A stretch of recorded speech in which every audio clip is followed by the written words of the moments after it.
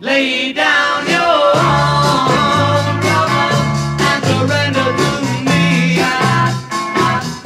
Lay down your arms. Buzz Cason is set for an appearance for the Poets and Prophets series at the Country Music Hall of Fame and Museum on Saturday, July 5th at 1:30 p.m. And the timing is right considering the release of his new album Troubadour Heart earlier this year.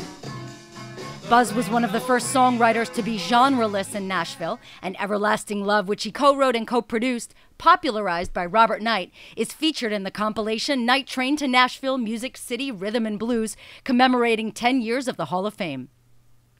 He has roots in early rock and roll, forming the Casuals, who eventually became Brenda Lee's backing band.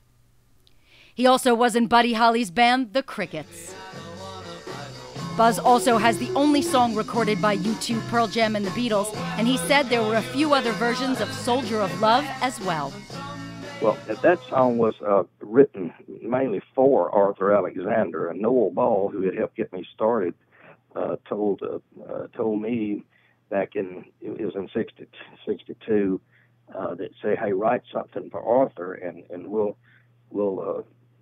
cut it if it's a good song, you know. So unbeknownst to us, the Beatles had heard the song in England and had recorded it live at the BBC. But I don't know, it took us forever to find out. It took me till 1980 to know that they had ever recorded it.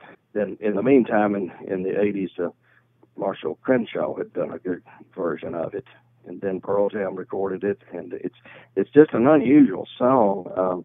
In that it's never really been a single hit. It's just been recorded by several people, and then, you know, Pearl Jam did it, and then the Derailers, a great country band, did a version of it in just a few years back, and it's been, you know, it's really been an amazing kind of piece of work to just surfaced here and there, and never really been a single hit.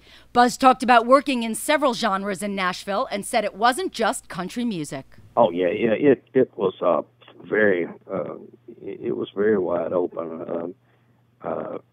You know, they discovered early on that the pop music field, if you crossed over, you were going to get more sales. You know, everybody from Eddie Arnold and Patsy Cline and Brenda Lee and all the ones that, you know, went pop and crossed over. I mean, they respected the guys like us who were doing pop music. Of course, we were overdoing some R&B and recording Clifford Kerr and Robert Knight and Van and Titus and different R&B acts. And that was a whole another. We were competing with New York and Detroit. We had nothing to do with. As is typified by his career, his new album Troubadour Heart does not conform to a specific style. We just record kind of as the songs come along, and I had no deadline or anything like that. So we just, whenever a good song would come along, I'd say, hey, what's the best way to record this? And then just go in, you know, and take either my band or go down with Anthony Crawford and record in Alabama. And I've told folks that this album has got several kind of a mixture of genres of sorts, and I just always thought the song dictates how you should sing it and how it should be recorded.